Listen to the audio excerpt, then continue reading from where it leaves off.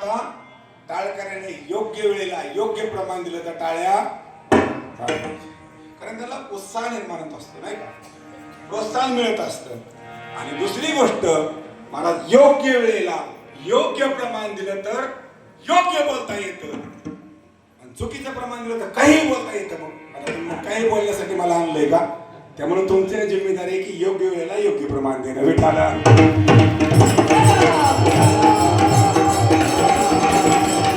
माझ्या वडिलांची मिरासिका देवा तुझी चरण सेवा पांडुरंगा.